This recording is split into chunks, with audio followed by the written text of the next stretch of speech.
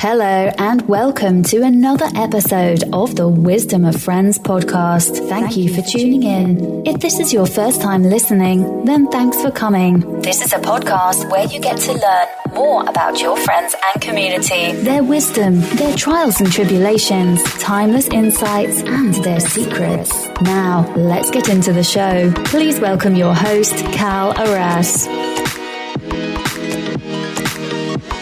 Good evening, folks. Welcome to another episode of Wisdom of Friends. I'm really excited to be introducing you to a dear friend of mine. Her name is Sandra Roach. Sandra is a change agent with enthusiasm to inspire others to move forward with power. As a life coach, she enables individuals to set goals, create action plans, and celebrate success. With an extensive experience of juggling multiple roles, she provides strategies for work-life balance, time management, and personal effectiveness. Roach holds a BS in electrical engineering with minors in math and physics. Shortly after graduating, her genuine passion for coaching and mentoring transitioned her into education. Her technical and analytical background has been instrumental in the success of her position as a director and founder of the Tutoring Tree. The Tutoring Tree provides supplemental services to students in various subjects specializing in math topics ranging from basic math to calculus. And Roach has also authored books, Alina's Options, Careers from A to Z, and STEM Navigators, Pathways to Achievement in Science, Technology, Engineering, and Math. She has served on executive boards of organizations that promote leadership and effective communication, such as the Urban League of Greater Cleveland and my favorite, Eastside Toastmasters. So friends, this is a very interesting conversation and also very inspiring take on how do you go about finding your passion. How do you actually implement a business around your passion? So this gives you a blueprint of going after your dreams. So I hope you enjoy it. So without further ado, let's welcome the one and only Sandra Roach. So good evening, Sandra. Welcome to another episode of Wisdom of Friends. I'm really excited that you took some time to be on the show. And let me start off with my first impressions of you. This was almost like 10 or 12 years ago when we first met, and this was in Cleveland, Ohio. We met at the Eastside Toastmasters meeting, and I distinctly remember that you and your husband, Isaac, had come to attend this meeting. And the first thing that stood out for me is just what a wonderful couple you are, and just that both of you had such an amazing presence, and like you guys were radiating joy and laughter. I mean, just by being in a room. And I knew recently, the last couple of years, I've seen your growth as a coach and life coach and helping out the millennials, and I knew that it would be a great idea to have you on the show and have you share your insights and wisdom with our audience. So again, thank you for taking the time to be on the show. Thank you for having me, Cal, and what a great memory. I'm glad that's what we exuded as a couple, because it takes work, and I'm glad that we're having this opportunity to share and talk. Excellent. So one of the ways we kick off our show is by asking our guest a very simple question, and that is, what's your favorite quote or philosophy that you live by, and how have you applied it to your life? Well, my favorite quote is, to make your dreams come true, you have to put in the work that's due. And that quote, actually, I came up with it a few years ago, because as a tutor, I was working with a student, and I was done working with her. And after we were done with our session, I told her to study for her exam that was happening the next day. But instead, she chose to go up and just do whatever. And her mom, I'm stressed to concern. And so I remember leaving and going home and thinking to myself, I can help my students write out note cards, do an outline, get them all organized, prep them, test them, but I can't sit down and take the exam for them. And I ultimately, it's their goal, it's their dream. And I thought to myself, in order to make your dreams come true, you have to put in the work that's due. And I thought, and it came to me, I'm like, wow. And so that's how I work on a daily basis. If I'm going after my dream, in any task, any goal that you're putting set forth or whatever I want to attain, I know there has to be a plan and there needs to be work to attain that dream. No, I like that. I totally agree with the fact that, dreams need to be followed up with action. I think there's a saying that goes something like, vision without actions or execution is a delusion. And that is so, I totally agree with that. Now, what I'm curious about, Sandra, is I know that you hold a bachelor's in electrical engineering. Is that correct? That is correct. Wow. And then, and also you've been an author of books like Alina's Options, Careers from A to Z, and STEM Navigators. And now you're a life coach and a mentor to millennials. And I want to kind of get into that a little bit down the road here during the podcast. But what I'm curious about is how did this journey begin for you? Did you always know that you wanted to be a coach? Or how did the story unfold for you? Wow, that's a great question. So the way the story unfolded for me, let me think. So shortly after graduating with my degree, I graduated after September 11th. So, you go to school, you get your degree, and they say that you're going to interview and get your jobs. But shortly after, for those who were around, a lot of companies were not hiring at the time. And so what ended up happening to me was some of the companies I was initially going to work with, engineering companies, they had to take back their offers because we went through a hiring freeze. And so growing up, I always wanted to be a teacher. But what happened was everyone's saying, hey, Sandra, why do you want to be a teacher? You're too smart. I'm like, what? So I ended up majoring in engineering. And so I felt that this chance was the only opportunity I can go back to teaching. So I graduated, moved back to Fort Lauderdale, and I started teaching. But then at teaching, I was really happy. And then I told myself I should give engineering a chance. So I did end up working in the engineering field. But as I was sitting in that cubicle, it's something when you feel like, yeah, I'm doing what I'm supposed to do. Yeah, I like it, but it wasn't my calling. And I remember talking to one of my coworkers and I was like, hey, do you like your job? Why are you here? And he said, it pays the bills. And I thought to myself, it pays the bills. And I felt that that was not my story. And I felt that I was called to do more.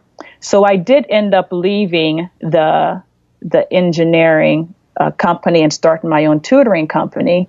But as I was doing the tutoring, I did end up writing the book, The Alina's Options, Careers from A to Z.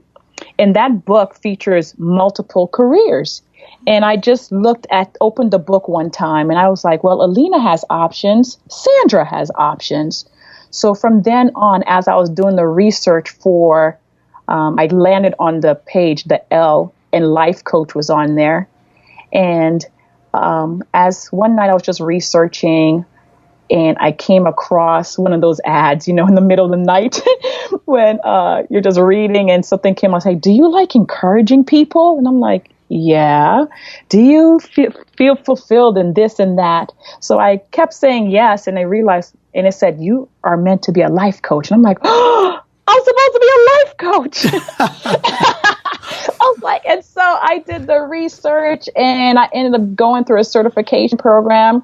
But what ultimately, as I work with students, and I have the gift of encouragement, exhortation. So when I work with students and when I work with clients, I become their personal cheerleader. And I found out that as I was working with my students, the parents needed encouraging as well. And so it just kind of naturally went into the coaching. And I have not turned back since. It's been such a pleasure just to help and let people know that you don't have to feel stuck in your situation. You can move forward, and all you have to do is set goals. And of course, actions. Absolutely, actions. And this is such an inspiring story, Sandra. So what I'm hearing you share is, growing up, you always wanted to be a teacher, but then, there was a peer pressure or society's pressure that, you should pursue something else because the expectation of you as being smart should have been like, taking on something bigger. So you ended up being an engineer. And then, just because of circumstances, the job market wasn't exactly appealing at that time. And so you ended up eventually becoming an engineer to pursue that and see if it's indeed something that you might like. And then, and what you found out is that wasn't your calling. And then you started tutoring, and then you came across this option of as a life coach. And that resonated with you, it seems like, and then that's where you found your voice or your vocation, if you will, and you haven't turned back since then. And so that is such an inspiring story. And I want to kind of get into it a little deeper here. So you mentioned that you started a tutoring company. So tell us about that. How did that, if somebody wants to start a tutoring company, it's not something that you just, go next door and put up a sign and say, hey, I'm a new tutor or whatever. So what did you exactly have to do to even think about starting a tutoring company? Was it difficult? Was it easy? What was the process like for you? And when did you end up getting your first client, and how did that work out? Oh, so the way I got my first tutoring client, my husband, okay, here's the funny story. So we moved here to Cleveland, Ohio from Florida. My husband's from California, I'm from Florida, and we ended up in Cleveland. So once we got here, I didn't know anybody. And so I was just sitting there, and I was kind of bored with my baby because I had my daughter there. And so he said, well, why don't you just tutor? Because I had tutored before, and just on the side. And I was like, well, I don't know. I was like, so how do you do that? He said, just get a card. I'm thinking, really? You just get a card? Is that how you do it? And he goes, yeah, sure. And so I ended up getting a card, and the card just said, Sandra Roach, math tutor. And I was like, okay. And the great thing about it, he even got me my first client. So I ended up tutoring Algebra 2. Well, I had one client that year. Then that one client turned into 2 clients. And then I was thinking, oh, this is not bad at all. So after I did that, I was like, okay, this thing is actually working. So I started passing the card out more. And before I knew it, one client turned into 3 clients in 1 year. And then the following year, word started getting out. I did flyers. So the great thing about a tutoring company, all you need was pencil and paper and a space. So I started off just tutoring at the library. And at the time, I wasn't working. I was a stay-at-home mom, so I just did it just for fun. And then that's when I eventually did go into working into the engineering firm. As I was working at the engineering firm, I still had people I was tutoring afterwards. And that's why it was a smoother transition. When I decided to leave, I told my husband, I want to quit my engineering job. And he looked at me like, okay. But the great thing about him, he said, is that going to make you happy? And I said, yes, it is. He goes, well, okay. And I'm like, great. I ended up renting a space in South Euclid. And I thought to myself, if I build it, they will come. Cal, they did not come. And there were many afternoons I sat there and I rented out a storefront. And I just kind of watched students go by. And I was thinking, why are they coming? I know they don't have straight A's. They need help. But I sat there and I was like, what's going on, honey? And then I thought to myself, location, location, location. So I ended up leaving South Euclid and going to another suburb. But what ended up happening, it's all about connection and collaboration, because I came across a young lady who, I don't know how she got my information, but somehow we connected, and I told her about the book, the careers book and the tutoring. And she said, I'm going to get you clients. And I'm like, okay, you're on my team. We have work. And she started off with one client, and that one client, they could not meet me at my center. And so I had to go to the school to tutor. And that's what happened. So once you end up in a school and they see you, people are going to wonder, hey, what's going on? So my business grew by word of mouth. And so what ended up happening, I did end up getting rid of my overhead, because I had my center. My husband, after 2 years, said, you didn't need a center. And I said, yes, honey, I do need a center. Sylvan has a center. Suman has a center. I want a center as well. But as I look back, I probably didn't. But, sometimes we have to go through certain situations to realize that it wasn't meant for you. So now I can clearly tell anybody, if you don't really need a center, you don't need a brick and mortar location for a tutoring company, because that is my specialty, because I've been doing it over 15 plus years. You just need, the libraries are pretty good, and you just need someone that's going to actually help you. You don't have to do it by yourself. If you can kind of partner up with some schools and different organizations and print out those flyers and post them up in those community boards around, you'll start seeing the clients grow. But then also you have to have results. Your kids can't come to you with C's and stays at C's, or come with F's and stay at F's. You have to have growth. So, and that's what happened. No, that is so remarkable. And what I'm seeing is a pattern or a trend here from your sharing is that, one, that you are definitely a go-getter. It's something that, you once you get your mindset, you go after it. And that's such an incredible skill and a trait to have as an entrepreneur.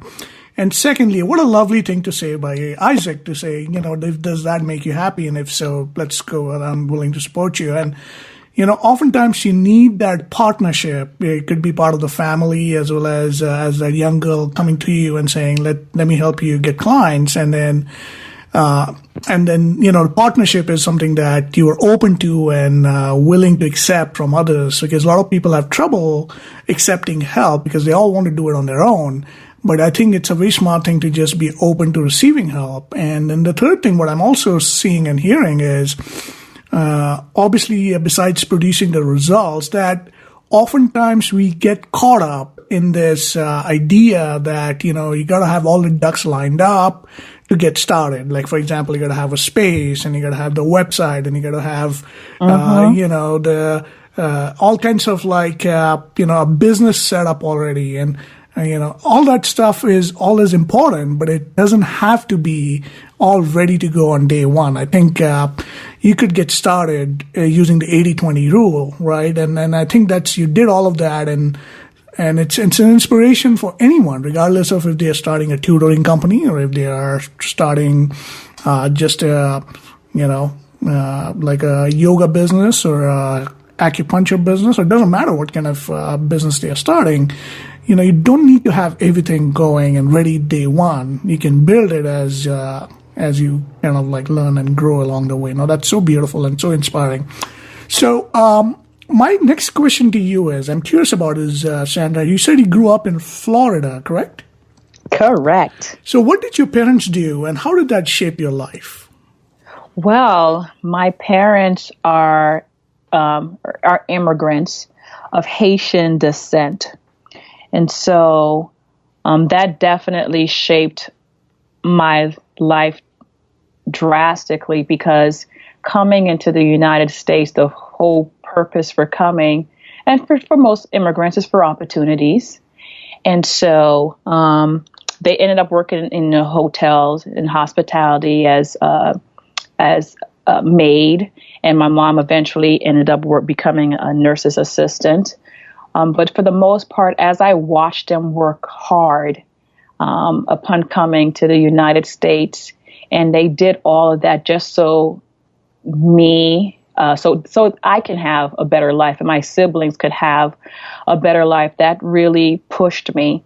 And because I'm so, I guess, very goal oriented, because they did that, the whole purpose of coming to the States was for a better life.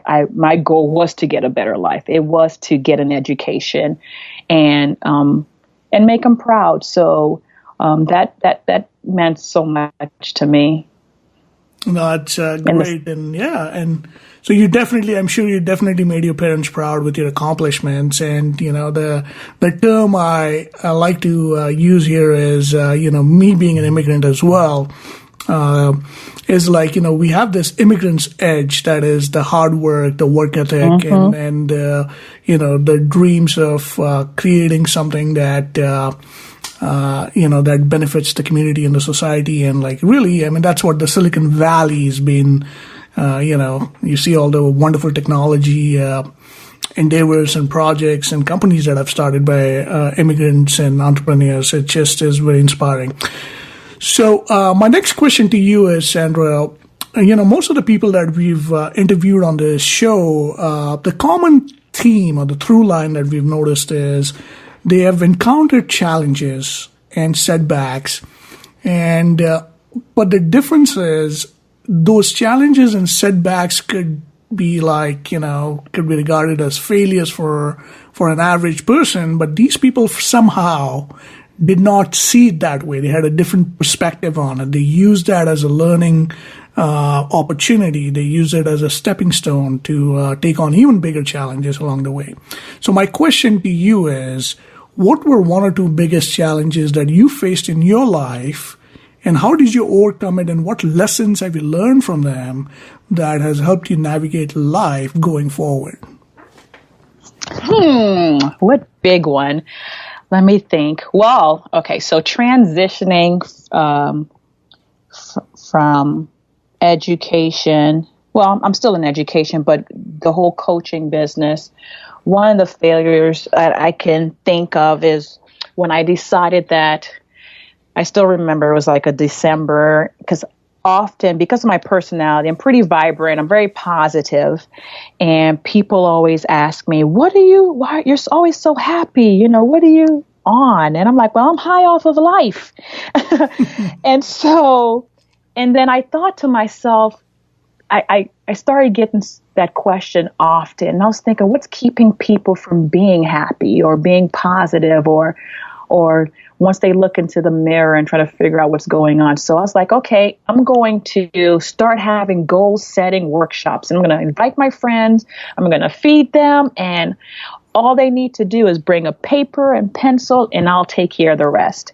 So I remember doing that, and everyone was excited about their New Year's resolution, and I'm like, I'm great. And then I'm like, when's the next meeting? And I thought to myself, I didn't know this was going to continue on. So I left. I stopped doing it in my kitchen dining room, and I went to get a space and do it. But then I realized, and actually charge for the workshop. That did not go well. So I realized people are comfortable with getting things for free as opposed to paying for it. So what I ended up doing, despite the low turnout, I kept having these workshops, and I did them quarterly, money coming out of my pocket. And it would start off strong, but then the numbers would dwindle. And I remember looking at my husband, Isaac, and I said, honey, why won't people set goals and get results? And he just looked at me. He goes, sweetie, it's okay. Whoever's supposed to be here will show up or will come. And I was kind of bummed because I felt like I'm just trying to help. And so at the time, I was just kind of down, and I just thought, I didn't really promote it, and the numbers were low. So in my mind, I was impacting lives in a small state. But every time I was done with the workshop, everyone was said, I had positive reviews. And I still remember one time, it was like third quarter, and I probably had about 4 people show up to the workshop. And I said it again to my husband, and he goes, you don't worry. He goes, this is your practice stage. And I looked at him, I was like, practice stage? He goes, you're just practicing right now. You present like this room is full. And he just gave me a hug, and I'm like, okay. And long and behold, he was right. I guess word got out because I was working with someone, when you kind of start off and you're kind of testing things out. So I had a friend of mine who I was coaching, just, for free and for fun. So I would check up on her. We would set goals. I held her accountable. I made sure everything was great. And she shared my information with someone. And I ended up, someone reached out to me, and I presented at a conference. And this conference, it was on time management, work-life balance, setting effective goals. I do power goals. And so the same things I was working on during these goals workshop, I presented at a conference. And this conference were for postdocs and doctoral students in the computer engineering field. And it was over 100 participants there. And that's when I realized it all came together. When my husband said, this was your practice stage, I realized it was practice for that stage. And I am so thankful that I just kept going. It felt like I was failing when I kept doing and spending all this money with low turnout, but it ended up working out because it prepped me, and it came time to where if that presentation was there, I knew the material so well, I could have gone on without it. That is incredibly inspiring, and it's amazing that Isaac had that words of wisdom for you. Mm-hmm. And I totally can see this being a stumbling block for so many people and so many young entrepreneurs, right? Even people who are just starting out with a lot of corporate experience, that they often get demoralized and dejected that the first few times things don't work their way. And the key here is to keep persisting. And I think the mindset shift that you talked about, is using that as a platform for practice, eventually led to opportunities. And that is something that we all need to learn from this experience that you've had, and keep that in mind. That's very, very true and very inspiring. Now, my next question to you is just taking a walk down the memory lane, Sandra. So growing up, who were your mentors? Anybody that you looked up to and you idolized, and what fascinated you about them? Growing up. Well, growing up was tough, because I think that's why I went into coaching, because I didn't really have someone that kind of paved the path for me. So that's why I'm so dedicated to helping others and being a mentor myself, especially for millennials. But as in my adult life, I still remember for one of my, I was sitting senior year, engineering student, and I was thinking to myself, I can't wait for this to be over. And I was I was the corporate liaison for one of my engineering clubs, and we had a speaker come, and I remember sitting there thinking, "Oh my goodness, I want to do that." and I sat there and I was thinking, I want to do what he's doing. He's an engineer, but he's speaking. But mind you, I was terrified to speak in front of people. So I ended up, after the presentation was done, we went out afterwards and he left. And then he resided. I found out he was coming to Orlando at the time. And so his name was Dr. Calvin Mackey. And so I reached out to him when I found out he was coming, and we decided, my husband and I, well, we weren't husband and wife yet. I was dating him. He gives great advice. He said, you should invite him out to dinner. So I invited him out to dinner, and I asked him, I told him I really enjoyed the last time he spoke, and I want to do what he does. And he told me to join Toastmasters. And I'm like, oh, okay. He said, that's the first step. And that's why I joined Toastmasters, because I was to the point where when I did presentations, my knees knocked. The first 60 seconds was actually the first 120 seconds were brutal for me. I mean, you couldn't, if there wasn't a podium in front of me, you would have seen my knees knocking and my voice trembling. I was just so scared speaking. But once I got over the initial hump, I was able to kind of work through my presentation. But it wasn't until I joined Toastmasters, it allowed me to, hone in on a skill that I had within. And it was great. And so I would say he was someone I looked up to at that stage of my life, because that's what caused me or gave me an option of potentially speaking, because I never thought about being a speaker ever, ever. So, and so that's what happened. No, that is so great. And, and you're absolutely right. There's like this fear of public speaking. And I think Toastmasters is such a great platform for people to really hone their communication skills and leadership skills.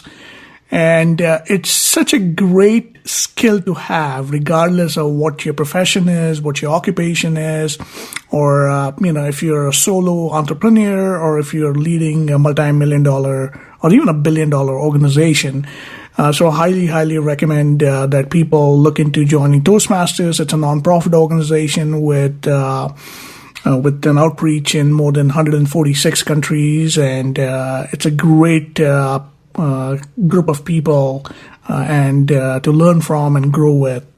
So just for the benefit of the audience, Sandra Roach has authored books, Alina's Options and the STEM Navigators. She's served on the executive boards of organizations that promote leadership and effective communication, such as the Urban League of Greater Cleveland, as well as Toastmasters in Cleveland. So I want to get into your coaching practice here, Sandra. I know that you are referred to as the millennial mentor. So why the millennials? Why the millennials? Because I love them! Okay. Well, so I know every time people think about millennials and they have all this negative tags that come along with them. But the reason why I chose millennials is because a lot of my clients were millennials. And oftentimes when you think of millennials, you're thinking about the 20-somethings. But, millennials range from anyone born around 1980 to 2000. So you have the 20-somethings, but you also have the 30-somethings. So there are mature and wise millennials out there doing their thing.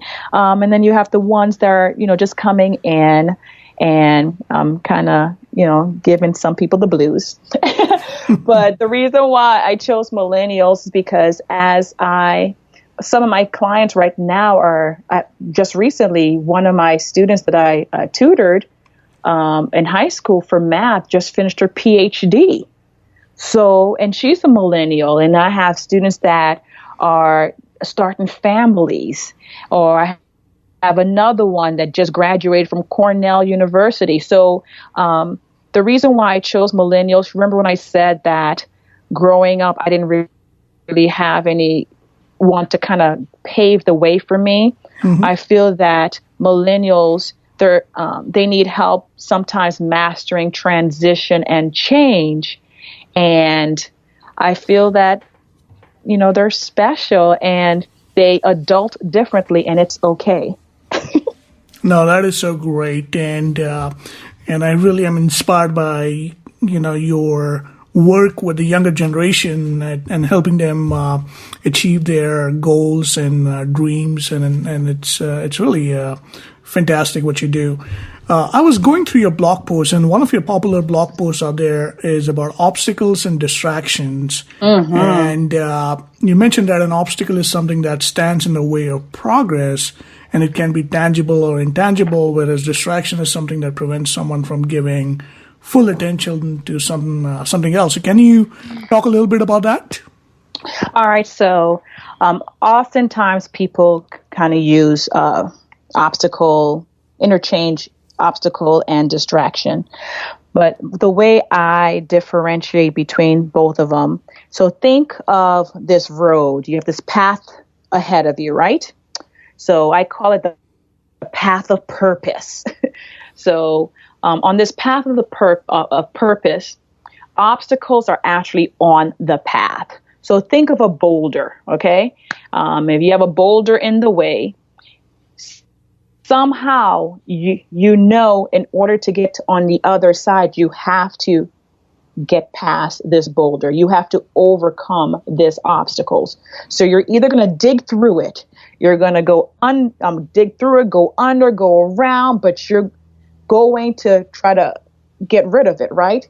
And through that process, you're going to get stronger. You're going to get wiser. And the obstacle is on that path. Now, distractions take you away from the path. So you're on this path and you look to the left and you see a squirrel. Sometimes I call it chasing squirrels.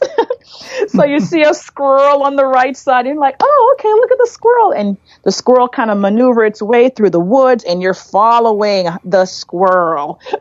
Next thing you know, you look up and you realize, oh my goodness, I'm not on the path of purpose anymore.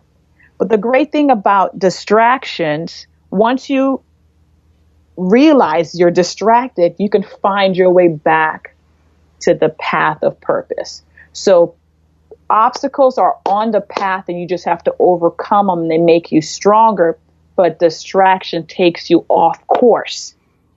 Oh, and you have to work your way back. And so that's how I distinguish the two. No, that is so great. And it reminds me of the concept of distractions being, like having all these social media distractions that we have. And essentially, every time you get an email or every time you get a Facebook like or a post or things of that nature, it distracts you from really putting your attention on the task at hand. And there was some recent study that was done. They said it takes roughly anywhere from 10 to 20 minutes to get your focus back on the project or the task at hand. So definitely distractions can be a detour to your actual goal and what you're aiming for.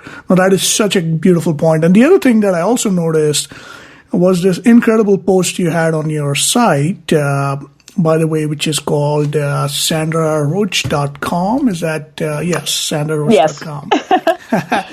And you talked about this concept of a power switch. And just to kind of give a little context here, so I live in Seattle, and as you know, we don't have a lot of sunny days. And the first time when I moved to Seattle was almost 6 years ago from sunny San Diego.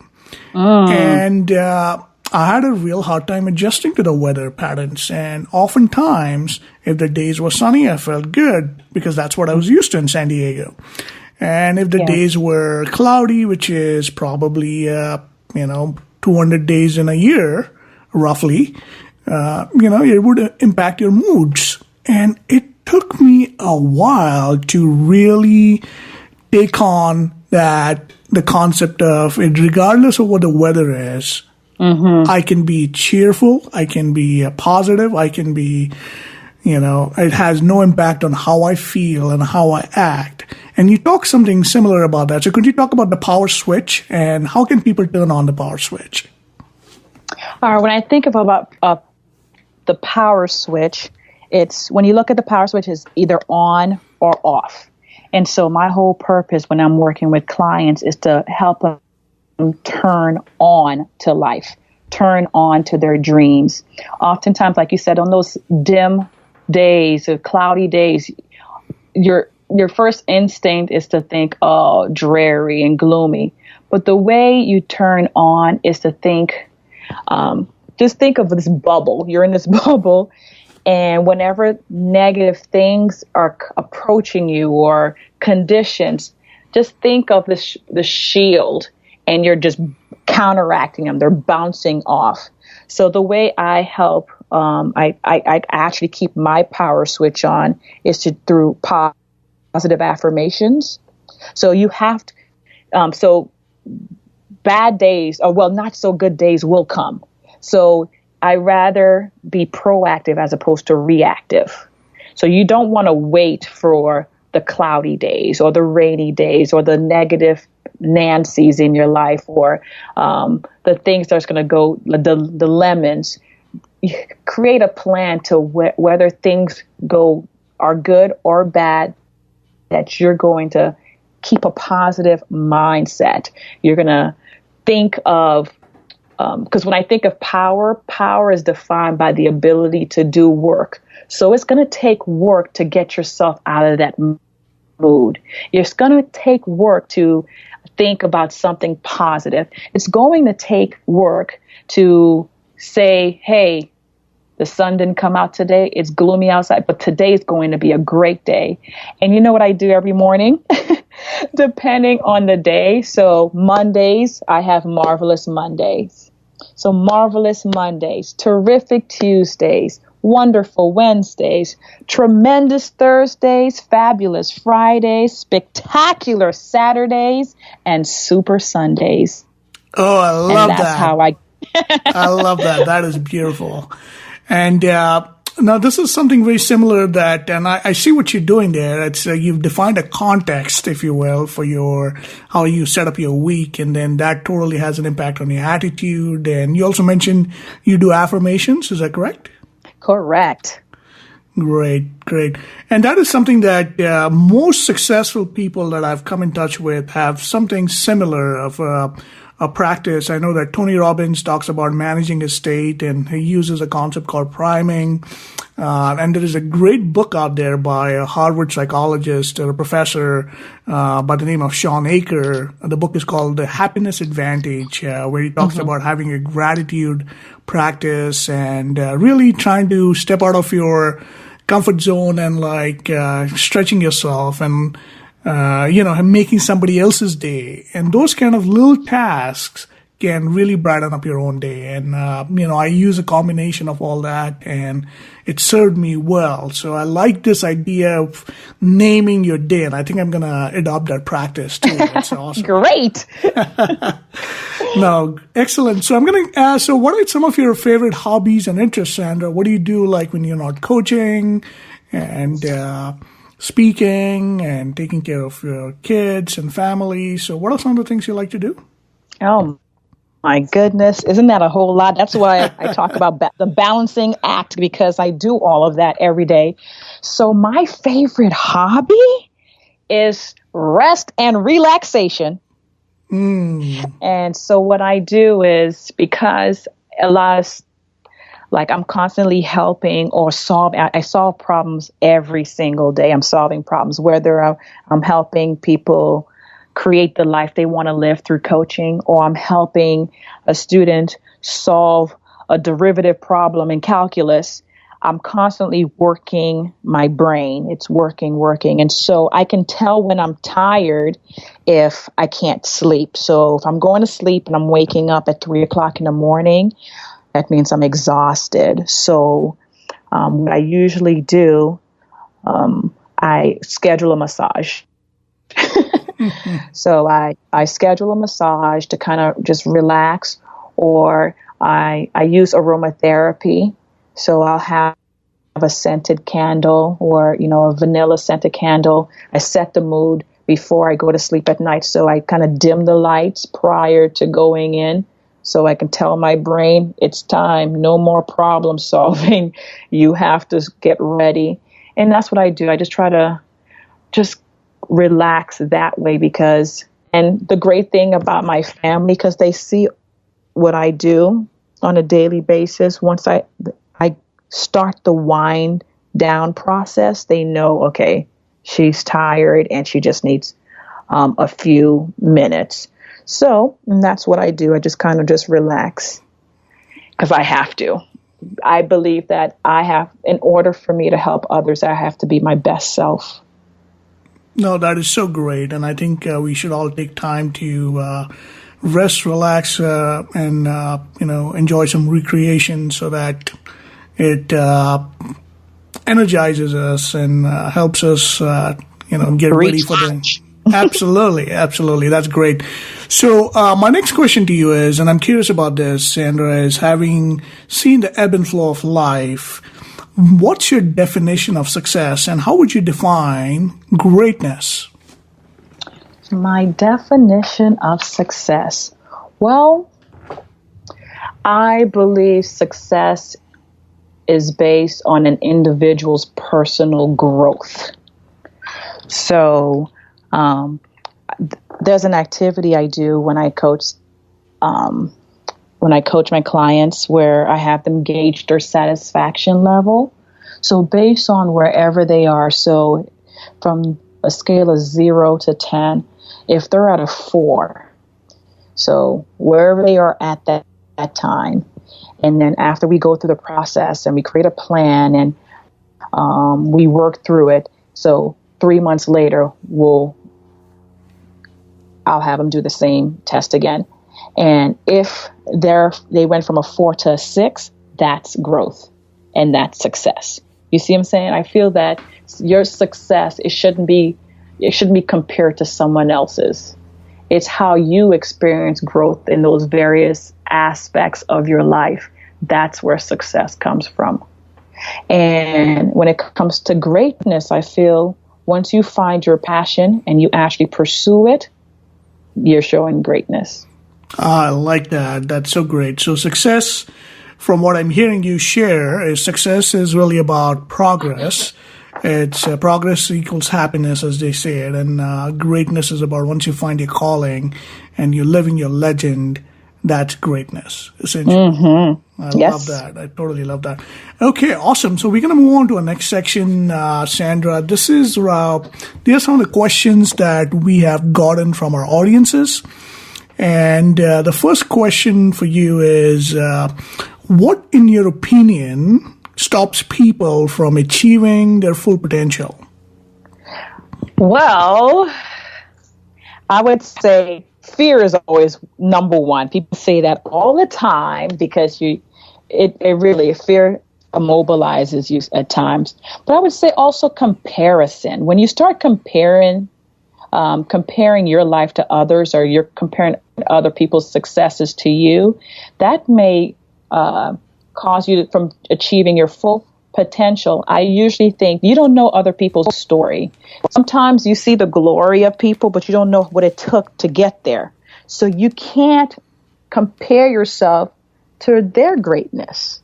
So, or sometimes people feel that because someone is success, they're measuring up. They may feel that they can't get to that point. And so that may stop them. So I would say that from reaching your full potential, it would be fear, it would be comparison, and then lack of purpose. I like that. So fear, comparison, and then lack of purpose. And I agree about this concept of comparison, because I think there's that old Zen saying which goes something like this, and I may be paraphrasing this now, that when you compare yourself to somebody who's not doing as well as you, you kind of like become vain. And when you compare yourself with somebody who's better than you, then, you feel better. That's such a great point. And then having a purpose in life really separates you from like everything else that normally can hook you, if you will, because then you're living your calling, you're living your your mission in life, and that gives you the energy, the passion to not even stumble with all these usual things like fear and comparison, and even having dealing with any kind of identity crisis, if you will, that people struggle with. No, that is awesome. So the next question is, when you look back at your life, Sandra, what is the biggest lesson that you've learned about life in general and that you would like to share with our audience? I would say stay true to yourself. Be your authentic self. At times, we look at others and we want to be them, but I found myself a couple of times, I know when I'm trying to think through this. So I remember when I graduated and I was an engineer, my parents were very ecstatic, and I was like, okay. And at some point I thought, oh my goodness, do I really like doing this? But because my heart and calling was for education. And so I found myself getting my degree, going into education, loving it. But then there was something that told me, go ahead and give this engineering thing a chance. And one of the main reasons why I did that is because I thought about my parents. I was like, okay. And it's a funny thing. I thought about my husband as well. I was like, when he was dating me, he thought he was going to marry an engineer. I bamboozled him and he got a teacher. So I remember thinking to myself, oh my goodness, let me at least give it a try. I can't say I don't like it if I didn't even try it. So, I did give it a chance, and it was good. It actually was really good. The pay was great, but it was a void inside of me. And it wasn't until I went and started the tutoring company. I never thought I had an entrepreneurial spirit in me either. So, but I just knew I wanted to do it, and the flexibility and the time that I have has been amazing. I make my own hours. I was able to replace my engineering salary, tutoring, and I have not worked 40 hours in years. And so just, I probably could have done that sooner, but I think it's all about the process. And so I would say, just staying true to yourself. Yes, you can take advice here and there, but ultimately search within yourself and see what you want, what you love, what your passion is, and follow through. Now, that is really inspiring, and I like what you said about being true to yourself. Just recently, I think a couple of days ago, I was reading this article about, like how do you raise your game? How do you raise your bar? And one of the quotes in that blog or the article was about don't copy other people, make them copy you. And what that means... And the idea was, it's a quote by Tim Grover, I think is written in one of the New York Times best-selling book. The name of the book escapes me now, but I think his quote was something to this effect that from this point on, your strategy is to make everyone else get on your level. You're not going down to theirs. You're not competing with anyone else ever again. Wow. They are going to have to compete with you. So it's like, so the point is, run your own race. Don't compare and live be true to yourself, and exactly what you're sharing here with our audience. That is so great. And then the next question I have for you is, if you could go back in time, Sandra, and talk to your young self, really young self, what advice would you give her? What would I tell younger Sandra? Yes, younger Sandra. A 17-year-old, a 16-year-old younger Sandra. What would I tell her? I would say, What would I tell her? I'm not sure. I would tell her to, what's funny, like, have my bachelor's in electrical engineering, but I do eventually plan on going back, into graduate school. So I was thinking, man, I should just stuck it out. So I would have told her, girl, just go ahead and get that master's and then, think about the PhD, since I know I'm going to pursue that eventually. So I kind of wish I did that, because right now I'm juggling so much, and I probably won't be able to really take any classes until my kids are a little bit older, because right now I always tell people, especially when I'm speaking into their lives, that my kids don't care that I'm out there saving the world. What they're going to remember is whether I was around or not. So what I do whenever, like visually, when I walk into the house, because most of the nights I get home a little bit after 9 p.m. That's when I'm done with my last tutoring session. I'd come home and I literally have to brace myself. I am now a mother and a wife, and so I have to disconnect. I ask them how their day was, and on whenever I have time, I try to spend time with them. So I don't have time to have homework. I don't have time to be working on my thesis while I am working on being a mom and a wife right now. So I would tell my younger self, hey, just knock it out before you start having babies. Well, that's funny. Now, let me ask you this, too, and this brings up another question, and this is came from one of our listeners, and that is, what advice would you give to someone entering the phase of marriage and parenting? I know you have two wonderful kids, and you and Isaac, now you've been married for how long now? It's been... We just celebrated 14 years. Oh, wow. Congratulations. And we've been dating for 18 years. Wow. That's really great. That's amazing. So yeah, what advice would you give to someone entering that phase of marriage and parenting?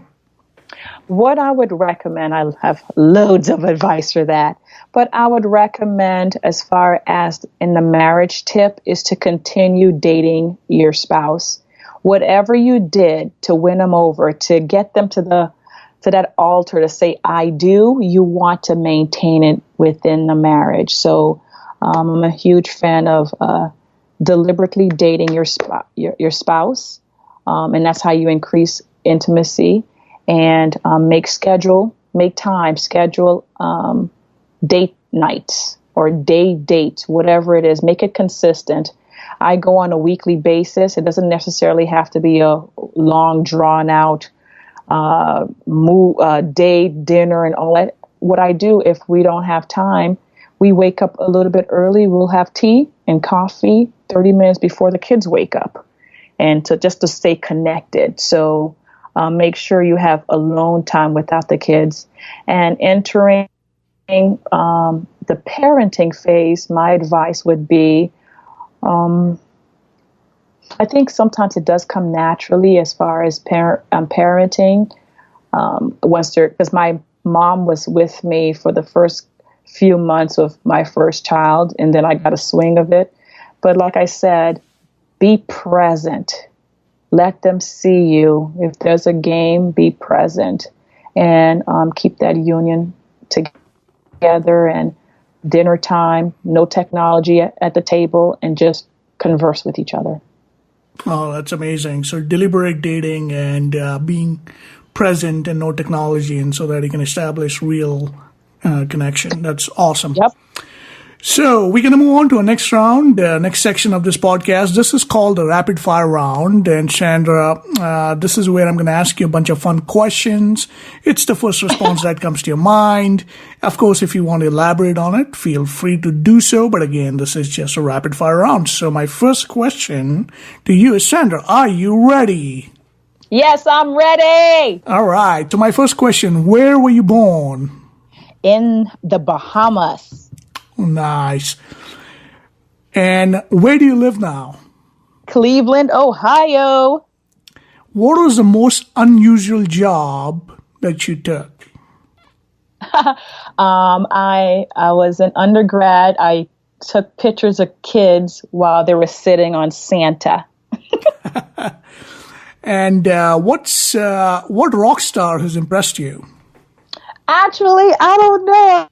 I don't know much. I don't have many rock stars. I don't follow them. Okay, well, we'll pass on that. We'll get to that maybe later.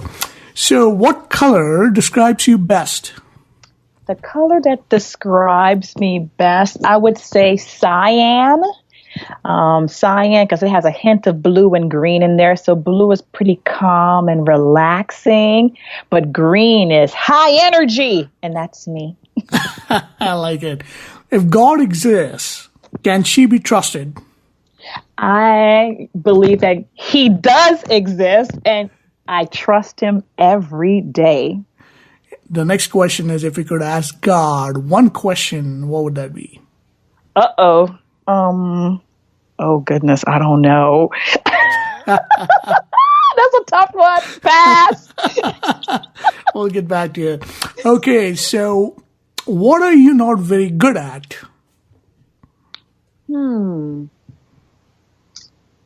Wow. Okay. Oh, I know. Consistently cooking for my family. All right. And then what book have you read again and again? Actually, the book I've read again and again has been the 5 Love Languages. Gary Chapman. I feel like even though it's a relationship-based book, it applies to everybody. Because, at the end of the day, we have relationships, whether it's, marital or business, and everyone has their own language. If you pay attention, and you'll see the different languages or how they showcase or come out on others. And I feel that those 5, you can figure it out. That's so great. And then the final question in this rapid fire round section is, if you could have any message of your choice on a billboard, what would that be? My message would say, I have the power to pursue my purpose. I like that. The power is within you. May the force be with you. I like that. Okay, awesome. Do you want to take another shot at your favorite kind of musician, rock star, music? I would probably say, Michael Jackson was pretty cool. All right, we'll go with Michael Jackson. All right, so this is the final section of our interview here. It's the wrap-up round, and so I just have 3 questions for you. The first question is, what is your current personal or business passion project and that you're working on, and what are you looking forward to in the next 6 months to a year? Currently, I am working on providing a positive light on millennials. And so I'm working on just interviewing and just checking in on some millennials I've worked with in the past. Like I said, have been my students, and just checking up on them, because I know there's the PhD. There's one that just had an internship in the financial industry. So I want to let people know that they're out here doing great things. So that's my passion project. No, that is great. And then how can people reach you, Sandra, if they have options or questions on mentoring or tutoring or life coaching? Well, my handle on social media, Twitter and Instagram, is I am Sandra Roach, and my website is www.sandraroach.com. And most of the time, all that stuff is on there, so they can just direct message me on there, and I should be able to reach out. Excellent. And we'll include all that information on show notes as well. And so and that would be a great way to get in touch with Sandra and let her know what did you think about this podcast as well. The next question is, what are 3 things you're grateful for in life today? I am grateful for my husband. I am grateful for time, so the flexibility of time. And I guess I have to say I'm grateful for my family as well. No, that is so great. And then I just want to acknowledge you, Sandra, for a few things. One is, what an incredible journey that you've had, and all the way from dreaming to become a teacher and then taking a distraction or a detour towards becoming an engineer, but then coming back on your own purpose and path and finding your calling of really helping out the millennials and shaping their lives to really become successful in their own right. And what an amazing role model that you are, and including to raise a family of 2 wonderful kids and to show all of us what a wonderful and happy marriage can look like.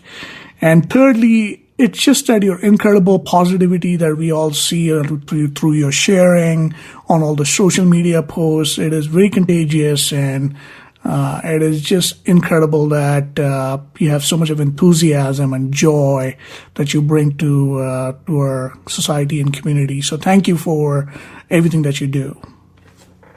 You are welcome. Thank you.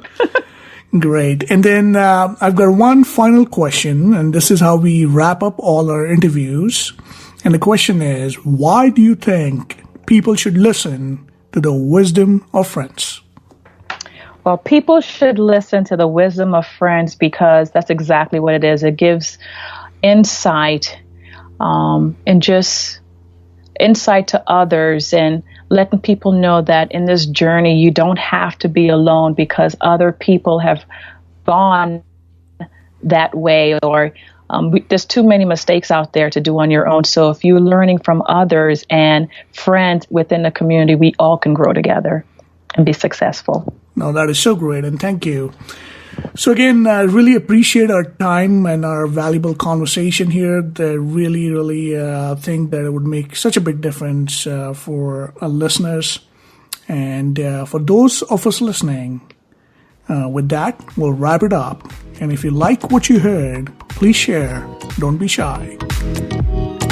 Thanks for listening to the Wisdom of Friends show with Cal Arras. If you like what you just heard, we hope you'll pass along our web address, theglobalcontribution.com. To your friends and colleagues, be sure to check out our archive section on our website for previous episodes. This has been a Seven Symphonies production. Join us next time for another edition of the Wisdom of Friends.